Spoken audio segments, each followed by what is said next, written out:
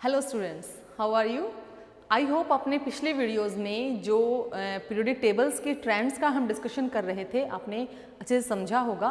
उसमें हमने पहले ट्रेंड के बारे में यानी कि वैलेंसी के बारे में हमने बात की थी। एटॉमिक और पीरियोडिक प्रॉपर्टीज़ का हम डिस्कशन कर रहे थे। उन्हीं में आज एक और प्रॉपर्टी ऐड करते हैं, वो है एटॉमिक साइज। ठीक है, आज हम इस प्रॉपर्टी के ट्रेंड्स की बात करेंगे। प्रॉपर्टी है क्या, एटम के लिए कैसे हम इसको कंसिडर कर रहे हैं, ये ग्रुप में कैसी होती है, पीरियड्स में कैसे होती है। तो today's topic is atomic size. किसी एलिमेंट के एटॉमिक साइज को हम कैसे डिस्कस करें। सीधी सी बात यह है कि क्या हम किसी एटम का साइज बता कर सकते हैं। मतलब एक ये बात आपके सामने आ रही है कि मेरे पास एक एटम है, क्या आप उसका साइज मुझे बता सकते हो कि इसका साइज कितना है, छोटा है, बड़ा है, कैसे नापोगे। सबसे छोटी सी बात, एक्चुअल में हम एटॉमिक साइज नापने के लिए उसके साइज को नहीं, उसके रेडियस को नापते हैं। ठीक है, एक्चुअली वी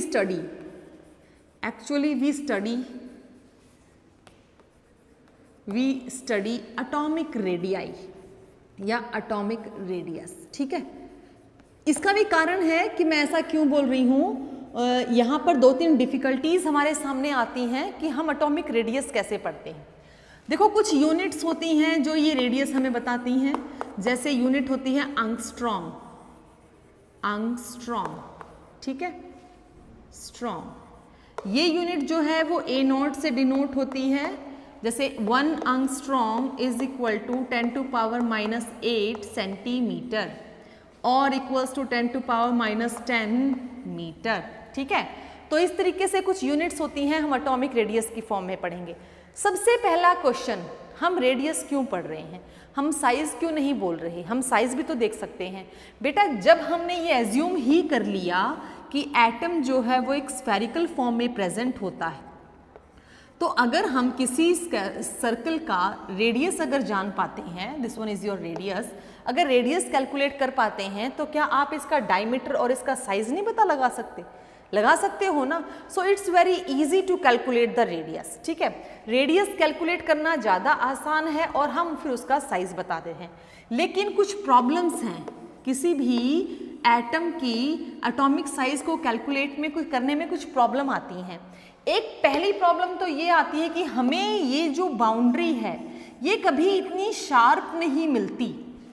ये boundary just like a ball बिल्कुल शार्प नहीं होती, क्लाउडी होती है। दिस बाउंड्री, जो बाउंड्री है या आउटर वॉल है, यूं बोल लीजिए, द बाउंड्री विल क्लाउडी होती है। ठीक है, शार्प नहीं होती, तो एग्जैक्ट जो रेडियस है वो कैलकुलेट नहीं हो पाता। ठीक है, एग्जैक्ट रेडियस कैलकुलेट नहीं हो पाता, ये हम पहली प्रॉब्लम बोल सकते हैं। दूसरी प्रॉब्लम ये बोल सकते हैं कि एक एटम बहुत छोटा होता है। एटम इज वेरी स्मॉल, बहुत छोटा होता है, तो हम एटम का रेडियस बहुत छोटी यूनिट में कंसिडर करते हैं। और इसकी कंसिडरेशन हम एलिमेंट्स के साथ कैसे कंपेयर करें। अब इन प्रॉब्लम्स को सॉल्व करने के लिए हमारे पास कुछ सॉल्यूशन आया। सॉल्यूशन ये आया कि हमें इन शॉर्ट क्या पढ़ने पड़ेंगे, एटॉमिक रेडियस। रेडियस बोला किसको गया है, सबसे पहले हम देखते हैं एटॉमिक रेडियस या एटॉमिक रेडियाई आप बोल किसको रहे हैं, एटॉमिक रेडियस। आप इसको कहेंगे it is the distance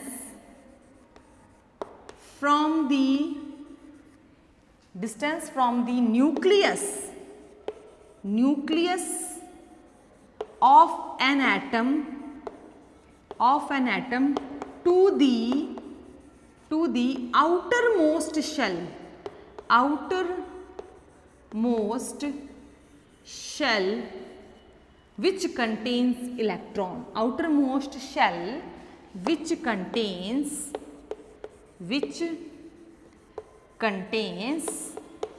electrons, या आप इसको वैलेंस शेल बोल सकते हैं। In short it is called valence shell. आप इसको वैलेंस शेल कह सकते हैं, यानी कि न्यूक्लियस से बाहर वाली यानी आखिरी शेल जिसमें इलेक्ट्रॉन हैं, वहां तक के डिस्टेंस को ही हम क्या कहेंगे, रेडियस। ठीक है, it is of three type. अब एटॉमिक रेडियस जो है वो कितने प्रकार का है? It is of 3 type, 3 type का होता है। देखो यहाँ पर हम इसको ज़्यादा डिटेल में स्टडी नहीं करेंगे, मैं आपको 1 बाय 1 उनको बता दूंगी कि क्या बोला जा रहा है, क्योंकि हमें अभी पता नहीं है ना। जो मैं टर्मिनोलॉजी यहाँ लिखूंगी आप कहोगे ये तो हमने पढ़ा ही नहीं, ये तो हमने पढ़ा ही नहीं।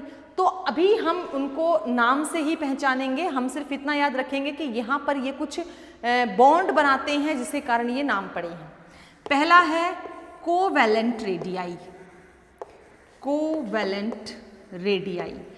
मुझे मालूम है आपने ये वर्ड नहीं सुना कोवैलेंट, लेकिन जब हम इस चैप्टर को कार्बोनेट्स कंपाउंड चैप्टर को करेंगे तो हम ये वर्ड भी सुनेंगे कोवैलेंट बॉन्ड के फॉर्म में। ये कोवैलेंट बॉन्ड जो होते हैं वो क्या होते हैं? तो कोवैलेंट रेडियाई क्या होते हैं? एक तरह के कोवैलेंट रेडियाई हैं, देखते हैं, अभी डिस्कस भी करते हैं इसको थोड़ा सा, जैसे आपको बता दूंगी थोड़ा बहुत। दूसरा है wonder wall radii, wonder walls radii. ठीक है बेटा, रेडियाई इसलिए बोला गया है क्योंकि यहाँ पे प्लूरली हम इसको ले रहे हैं, रेडियस नहीं रहा, अब रेडियाई हो गया। मैं ये डिस्कस करूंगी ये क्या चीजें। चलिए बेटा, थर्ड टाइप का जो रेडियस हम देखते हैं that one is your metallic radius. ठीक है, थर्ड टाइप का जो रेडियस है वो हमारा मेटालिक रेडियस है, मेटालिक रेडियाई आप इसको बोलेंगे, मेटालिक रेडियाई। ठीक है, हाँ इनके बारे में हम थोड़ा सा यहाँ पर पढ़ेंगे कि हमें ये क्या बोल रहे हैं, क्या देना चाहते हैं, क्या कहना चाह रहे हैं। सबसे पहले हम देखते हैं कोवैलेंट रेडियाई। देखो कोवैलेंट रेडियाई एक्चुअल में डेफिनेशन हमें इतना डीप में करने की जरूरत नहीं है, मैं आपको थोड़ा यहाँ समझा दी हूँ। कोवैलेंट रेडियाई एक्चुअल में कोवैलेंट बॉन्ड को लेकर बनता है, दैट इज कोवैलेंट बॉन्ड। ठीक है, कोवैलेंट बॉन्ड जो होते हैं बेटा वो कोवैलेंट बॉन्डिंग या ओवरलैपिंग के थ्रू आते हैं। ये जो हिस्सा है ये 2 एटम्स की ओवरलैपिंग है। तो एक्चुअल में कोवैलेंट रेडियाई क्या हुआ? It is the distance, it is the half of the distance between 2 nucleus of atoms which are covalently bonded. ठीक है, this one is the half, ये हाफ है। तो कोवैलेंट रेडियाई क्या है? It is the distance, it is the distance between, it is the half of the distance, sorry, it is the half of the distance, half of the distance between, it is the half of the distance of 2 covalently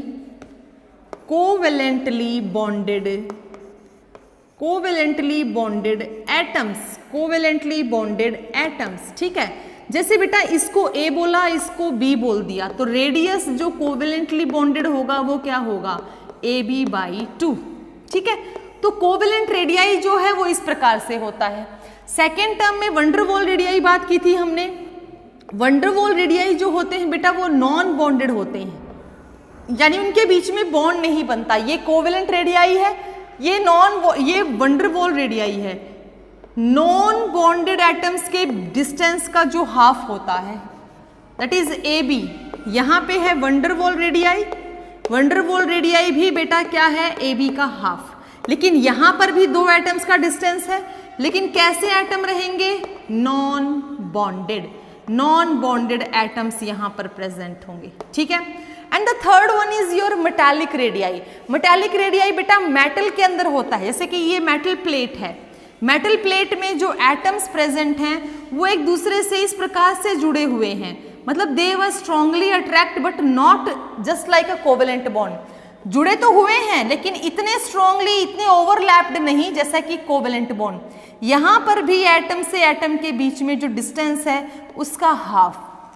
देखो ये non bonded है, ये overlapped है और ये just touch by the sphere है। तो इस प्रकार से हमारे पास ये मेटालिक बॉन्ड हो गया, ये वंडरवॉल बॉन्ड हो गया, वंडरवॉल रेडियाई हो गया, और ये कोवैलेंट रेडियाई। सबसे छोटा साइज किसका रहता है? कोवैलेंट रेडियाई का रहेगा, ध्यान रखें, सबसे छोटा साइज कोवैलेंट रेडियाई का रहता है।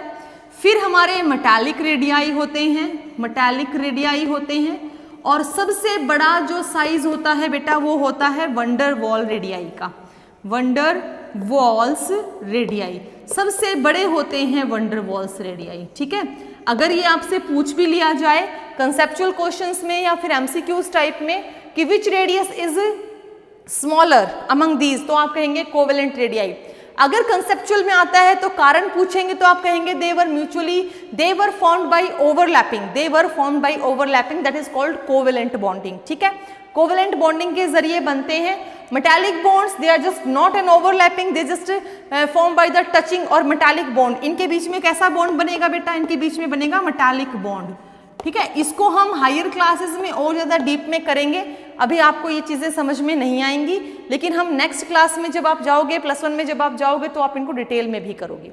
ठीक है, इसको एक बार लिख लीजिए। आई होप आपके नोट्स में ये अवेलेबल नहीं होगा तो आप वहाँ पर स्पेशल स्टार डाल के इसको लिख लीजिएगा और इसको समझिएगा। चलिए फैक्टर्स डिस्कस करते हैं।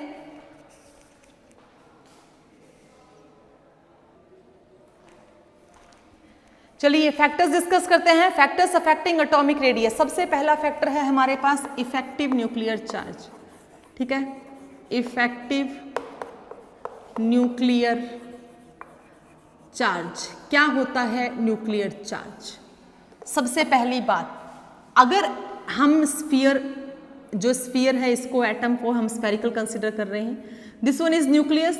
न्यूक्लियस में दो चीजें होती हैं, प्रोटॉन न्यूट्रॉन, और जो एक्स्ट्रा न्यूक्लियर पार्ट है उसमें क्या होते हैं? इलेक्ट्रॉन। ठीक है, जब प्रोटॉन अपने से ऑपोजिट चार्ज पार्टिकल को अपनी तरफ अट्रैक्ट करता है, मास में तो ये ज्यादा हो गए ना, तो मैसिव सब्सटेंस है जिस पर चार्ज पॉजिटिव है, तो वो किसी नेगेटिव चार्ज पार्टिकल को अपनी तरफ क्या करता है? अट्रैक्ट।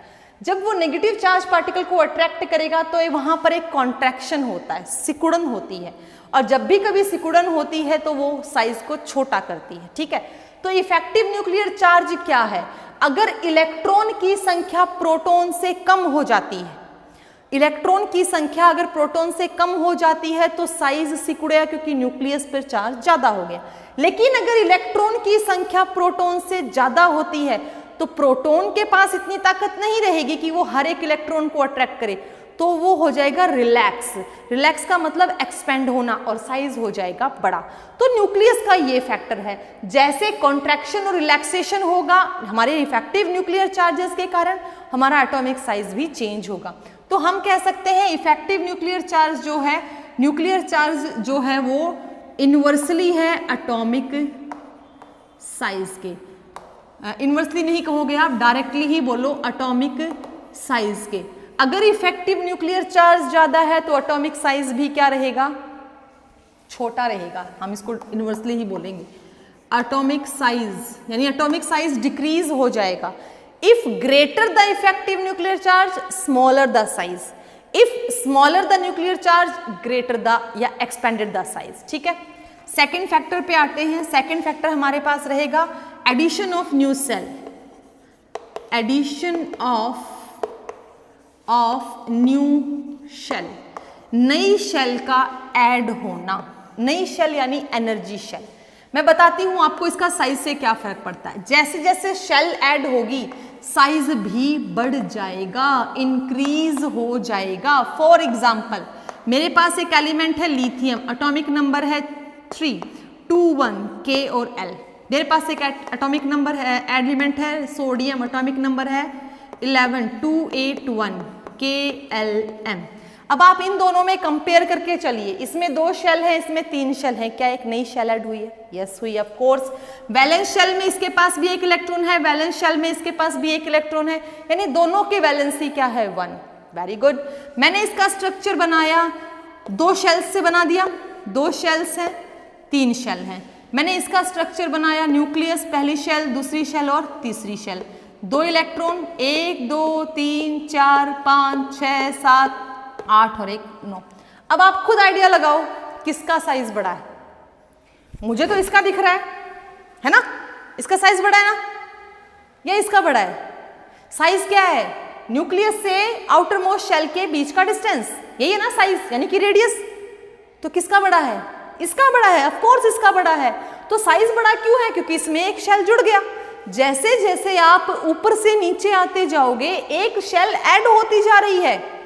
लिथियम, सोडियम एक ही परिवार के सदस्य हैं, पहले ग्रुप के मेंबर हैं। एक नई शेल ऐड होने से इसके और इसके साइज में कितना डिफरेंस आ गया? तो इसका साइज क्या हो गया? बड़ा। This is due to addition of new energy shell.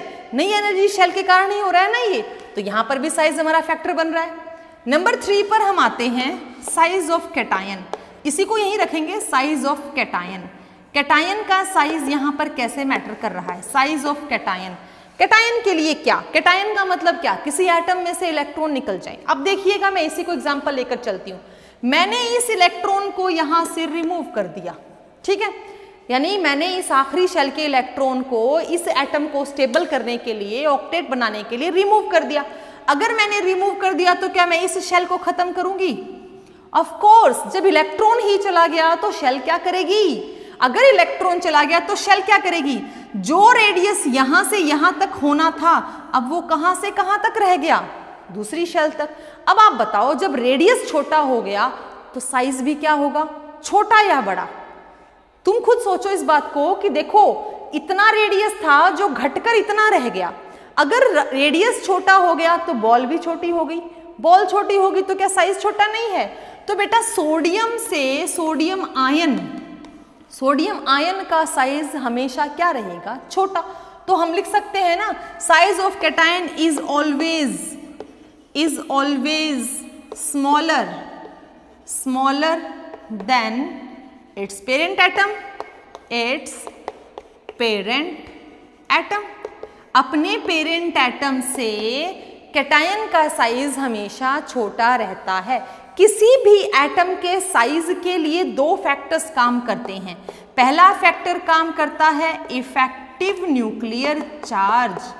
पहला फैक्टर काम करता है इफेक्टिव न्यूक्लियर चार्ज। अभी अभी पहला पॉइंट ही हमने डिस्कस किया, जितना ज्यादा इफेक्टिव न्यूक्लियर चार्ज होगा साइज उतना छोटा रहेगा। दूसरा फैक्टर काम करता है रिपल्शन,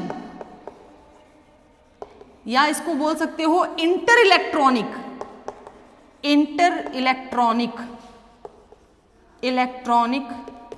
रिपल्शन। इलेक्ट्रॉन से इलेक्ट्रॉन के बीच में रिपल्शन। अगर इन दोनों फैक्टर्स में से कोई एक जीत रहा है तो साइज उसी के अकॉर्डिंग काम करेगा। अगर इफेक्टिव न्यूक्लियर चार्ज जीत रहा है तो साइज छोटा होता चला जाएगा, और अगर इंटर इलेक्ट्रॉनिक रिपल्शन जीत रहा है तो साइज बड़ा होता चला जाएगा। इसके लिए हम 4th फैक्टर देखते हैं, साइज ऑफ एनायन। अब एनायन का साइज समझने के लिए हम इस लिथियम वाले को साफ कर रहे हैं। एनायन का साइज समझने के लिए मैंने इलेक्ट्रॉन यहाँ पे फ्लोरीन एटम लिया, एटॉमिक नंबर 9 है, 2 7 है। थोड़ा सा समझते हुए चलेंगे प्लीज। 2 7 है, मैंने सेंटर में ये न्यूक्लियस हो गया, ये पहली शेल, ये दूसरी शेल, 2 इलेक्ट्रॉन। दूसरी शेल में मेरे पास है 7 इलेक्ट्रॉन। जरा ध्यान से देखेंगे, 7 इलेक्ट्रॉन। इसको अपना ऑक्टेट कंप्लीट करना है। ये क्या करेगा? बाहर से इलेक्ट्रॉन बोरो करेगा। इसने इलेक्ट्रॉन का गेन लॉस किया, इसने इलेक्ट्रॉन का गेन किया। भाई यही तो हमने पढ़ा है ना, कैटायन और एनायन में ऐसा ही तो कुछ होता है। कैटायन में क्या होता है? By loss of electron. Anion में क्या होता है? By gain of electron. अब एक नया इलेक्ट्रॉन इस शेल में आना चाह रहा है। आप लोग सपोज कीजिए आप किसी हॉस्टल में रह रहे हो और आपके रूम में आपके 4 रूममेट हैं, आप अपने चारों रूममेट के साथ रहते हो, और एक नया बच्चा और नया मतलब एडमिशन लेता है और उसको आपके ही रूम में एडजस्ट करने को बोला जाता है। आप सबके साथ आपके दिमाग में क्या पहली बात आएगी? मतलब आप लोग क्या सोचोगे? कहाँ से मुसीबत आ गई, कैसे एडजस्ट करेंगे, छोटा सा तो रूम है, कौन इसको अलमीरा देगा, कौन इसको जो है टेबल देगा स्टडीज के लिए, कौन इसको चेयर देगा। सबके दिमाग में एक ही बात आएगी। दूसरा, आप लोग क्या सोचोगे? उसको भगाने की, कि कैसे मौका मिले और इसको यहाँ से रफा दफा करें। उसको खूब परेशान करोगे, उसको इतना परेशान करोगे कि वो रूम चेंज करने की एप्लीकेशन दे दे। ऐसा ही कुछ होगा। अरे ये इलेक्ट्रॉन भी तो यहाँ ऐसे ही आ रहा है, आ तो ऑक्टेट कंप्लीट करने रहा है, मतलब एटम की खुशी है, ये एटम चाहता है कि आ जाए, लेकिन जो इलेक्ट्रॉन्स हैं वो तो नहीं चाहते ना। वो क्या करेंगे? जैसे ही ये आएगा, ये यहाँ से पहले तो तंग करेंगे, लेकिन फिर खिसक जाएंगे। क्यों खिसक जाएंगे? क्योंकि इनका मास्टर स्ट्रॉन्ग है, ये कोशिश नहीं कर पाएंगे इसको तंग करने की। तो जब ये यहाँ से सरकने लगेंगे, यानी कि एक दूसरे को धकेलने लग जाएंगे, इसी को हम बोलेंगे रिपल्शन। रिपल्शन के लिए ये अपनी जगह को छोड़ेंगे ताकि इसको एडजस्ट करवाया जा सके, और कुछ अमाउंट की एनर्जी यहाँ से निकलेगी जब ये यहाँ पर एडजस्टमेंट करेंगे। जो एनर्जी यहाँ से निकलती है उसको बोलते हैं इलेक्ट्रॉन गेन एंथैल्पी, और जो एनर्जी यहाँ लगती है इसको ले जाने के लिए उसको बोलते हैं आयोनाइजेशन एनर्जी। ठीक है, बाद में बताऊंगी इनके बारे में। तो जब यहाँ पर इलेक्ट्रॉन्स के बीच में रिपल्शन शुरू हो गया, लड़ाई शुरू हो गई, ये अपनी जगह को छोड़कर एक्सपेंड हो गए। एक्सपेंड हो गए तो साइज छोटा रहेगा कि बड़ा? इफेक्टिव न्यूक्लियर चार्ज में भी ऐसा बोला गया था, बट एक्सपेंड होंगे तो साइज छोटा होगा या बड़ा? बड़ा। अब इन दोनों केसेस में देखो, इसमें कौन जीता? Effective nuclear charge. इसमें कौन जीता? इंटरइलेक्ट्रॉनिक रिपल्शन। इफेक्टिव न्यूक्लियर चार्ज जीता तो साइज क्या हो गया? छोटा। इंटरइलेक्ट्रॉनिक रिपल्शन जीता तो साइज क्या हो गया? बड़ा। यानी कि F नेगेटिव जो है उसका साइज उसके पेरेंट के साइज से क्या रहेगा? बड़ा। तो हम ऐसा बोल सकते हैं ना कि एनायन इज ऑलवेज, एनायन का size always greater than it's parent atom. अपने पेरेंट एटम से एनायन का साइज हमेशा क्या रहता है? बड़ा। लिसन, समझ में आ रहा है? तो चलिए इसको लिख लीजिए। जो डेफिनेशंस नहीं है ये सिर्फ आपको कंसेप्ट्स के रूप में याद रखने हैं, रट्टाफिकेशन नहीं करनी, समझना जरूरी है। राइट डाउन कर लीजिए।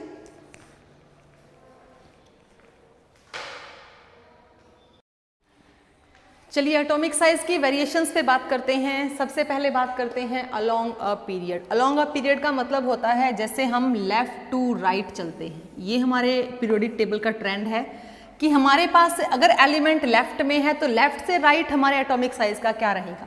सपोज मैंने आपको पीरियड नंबर 2 लिया। पीरियड नंबर 2 में पहले यहाँ लिथियम है, लिथियम के बाद बेरिलियम है, फिर बोरोन है, फिर कार्बन है, फिर नाइट्रोजन है, फिर ऑक्सीजन है, फिर फ्लोरीन है, फिर नियॉन है। ठीक है, हम ऐसे आ रहे हैं। तो बेटा यहाँ से जैसे ही हम आएंगे हमारा जो साइज है वो डिक्रीज हो जाएगा, डिक्रीज।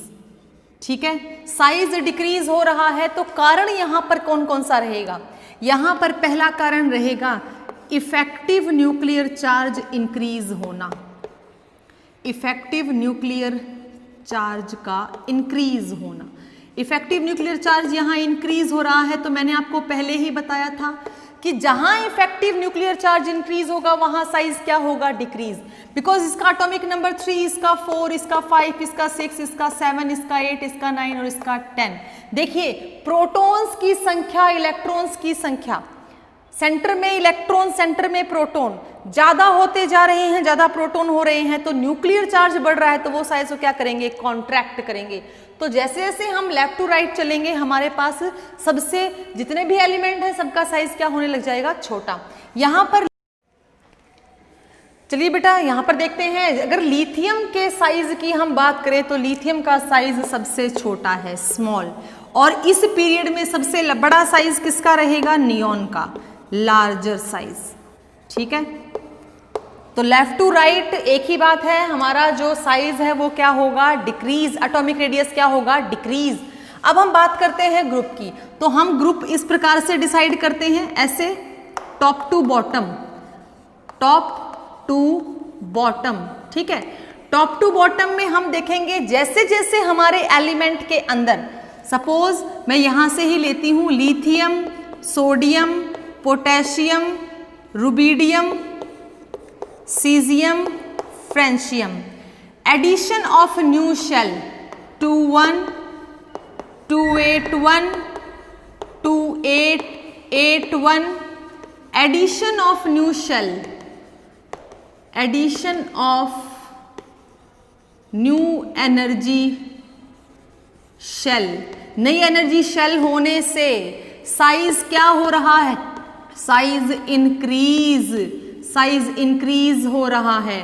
तो टॉप टू बॉटम साइज क्या रहेगा? टॉप टू बॉटम जो है बेटा साइज इंक्रीज होगा, ध्यान रखेंगे। और अगर हमें ऐसा रीजन देना पड़े तो क्या देंगे? Addition of new energy shell. हर किसी में एक एनर्जी शेल इंक्रीज होती जा रही है तो distance from the nucleus to the outermost shell increases, that's why the size of the atom increases. Lithium सबसे छोटा है अपने ग्रुप में, और अगर फ्रेंशियम को देखें या सीजियम को देखें तो ये हमारे सबसे बड़े एलिमेंट हैं हमारे ग्रुप में। तो ग्रुप में टॉप टू बॉटम किसी भी ग्रुप की बात कर लो, group number 1 to 18 top to bottom जो साइज है वो इंक्रीज होगा। और पीरियड में लेफ्ट टू राइट किसी भी पीरियड की आप बात कर लीजिए, लेफ्ट टू राइट साइज जो है वो डिक्रीज होगा। इसका कारण रहेगा increase in effective nuclear charge, इसका कारण रहेगा addition of new energy shell. बेटा यहां से एक क्वेश्चन जो है वो बोर्ड एग्जामिनेशन में कई बार कंसेप्चुअल में पूछ लेते हैं, तो आपको ये ध्यान रखना है कि किस प्रकार से जो है साइज वेरी करता है, साइज की क्या वेरिएशन है। हालांकि कुछ एक्सेप्शंस हैं, लेकिन एक्सेप्शंस हम नेक्स्ट क्लास में डिस्कस कर सकते हैं। अभी आपको बेसिक ट्रेंड्स याद करने हैं। राइट डाउन कर लीजिए और इनके नोट्स प्रिपेयर कर लीजिए।